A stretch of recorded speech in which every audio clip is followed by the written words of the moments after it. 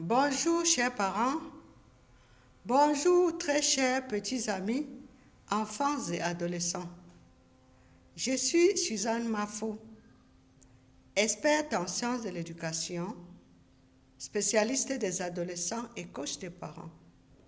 Pourquoi une page Facebook et une chaîne YouTube entre nous parents? Je suis partie du constat selon lequel les adolescents sont de plus en plus turbulents, agités, agressifs, et certains n'hésitent pas à fouler aux pieds les règles mises en place pour réguler la société, tombant ainsi dans la délinquance juvénile.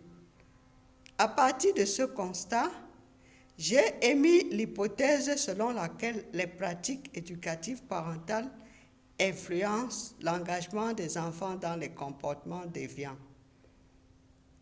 Le parent étant le premier éducateur de son enfant, ses gestes, ses attitudes et son comportement influencent automatiquement les attitudes et le comportement de ce dernier. Quel est ton style parental?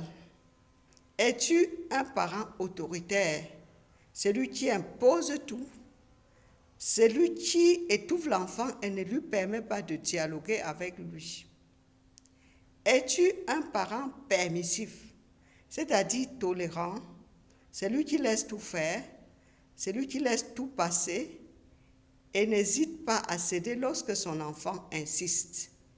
Es-tu un parent négligent, celui qui ne s'intéresse pas à la santé, à l'éducation et à la nutrition de son enfant? Es-tu un parent démocratique, celui qui communique avec l'enfant, l'associe à la prise de décisions le concernant? Pour évaluer mon hypothèse de recherche, j'ai conçu un questionnaire avec 42 items que j'ai fait passer à 200 sujets. Après dépouillement, suivi de l'analyse des résultats par le qui carré de Yates, je suis arrivé à la conclusion selon laquelle les déviances comportementales des adolescents sont la résultante des pratiques éducatives exercées dans leurs familles respectives. Forte de ces résultats, j'ai entrepris de faire des publications à Facebook et à YouTube pour conseiller les parents, les étayer dans leur tâche de premier éducateur des enfants. Voilà pourquoi, tour à tour, j'ai écrit le guide des parents, le procès de la jeunesse déviante, la nouvelle identité, la grande rencontre, la translation de l'état de blessé au statut d'héritier et la confiance en soi. Dans le guide des parents, je mets en exergue les différents styles parentaux et j'encourage fortement le style démocratique où l'enfant échange avec les parents et prend l'habitude de communiquer sans être frustré, entre dans la société des adultes étant responsable. Je mets un accent particulier sur les qualités et les devoirs d'un bon parent. Que doit faire un parent responsable? Quelles sont les valeurs qu'il doit incarner?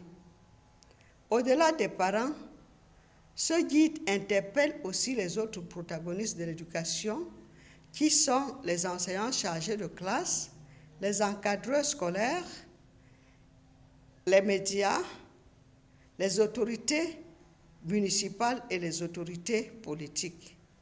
Ces dernières gagneraient à agir au niveau des curricula ou programmes scolaires en mettant un accent particulier sur les disciplines dont la finalité est d'humaniser l'élève.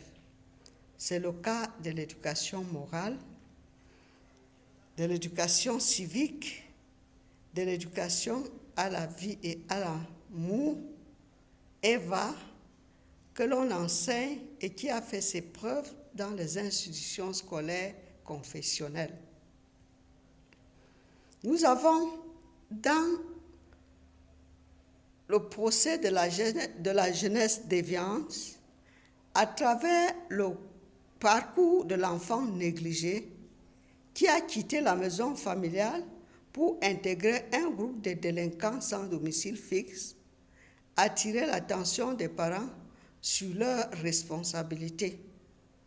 L'enfant a certes des besoins physiques, c'est-à-dire le besoin de manger, le besoin de se vêtir, le besoin matériel comme le besoin d'aller à l'école. Mais l'enfant a aussi des besoins psychologiques. Il a besoin d'une dose suffisante d'autorité et d'affection pour son équilibre psychologique. C'est pourquoi nous conseillons fortement aux parents d'ajouter à l'éducation de l'enfant l'éducation de son âme. Nourrir au-delà du corps de l'enfant son âme qui a aussi besoin d'être valorisée, d'être encouragée pour émerger. Dans la nouvelle identité, où les personnages évoluent dans le milieu rural, l'enfant n'est pas pris en considération et parfois, il ne mange que le reste de nourriture des adultes. Les femmes dans ce milieu ne sont pas considérées et sont réduites à la maternité, à la cuisine et aux travaux champêtres sans aucune contrepartie. Dans la grande rencontre, nous avons étiqueté pour les fustiger les attitudes des parents qui abandonnent leur foyer conjugal. Le cas du parent qui a abandonné femme et enfant pour des raisons très banales.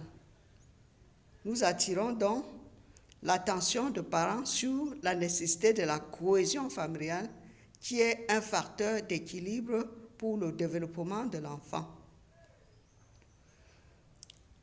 Dans la translation de l'état de blessé au statut d'héritier, nous mettons en exergue des comportements que les parents doivent absolument éviter, comme les attitudes de rejet, de violence, de mépris et autres traumatismes qui infligent des blessures sur le cœur des enfants, et les blessures ne sont pas toujours faciles à être guéries.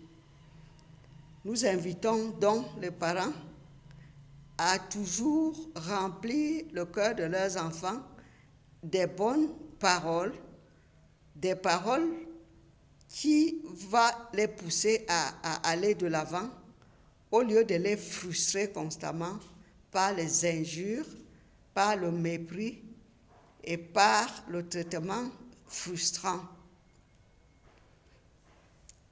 Dans la confiance en soi, nous avons l'enfant de la famille recomposée qui ne veut pas obéir à sa nouvelle maman, alors que cette dernière n'est pas à l'origine du départ de sa maman. Fort heureusement, par le conseil du psychologue et par les conseils du ministre de culte, les parents vont parvenir à mener à bien l'éducation de cet enfant. Très chers parents, nous avons dans nos tiroirs d'autres travaux que nous sommes en train de finaliser et que nous ne tarderons pas à mettre à votre disposition. Merci pour votre aimable attention et à très bientôt.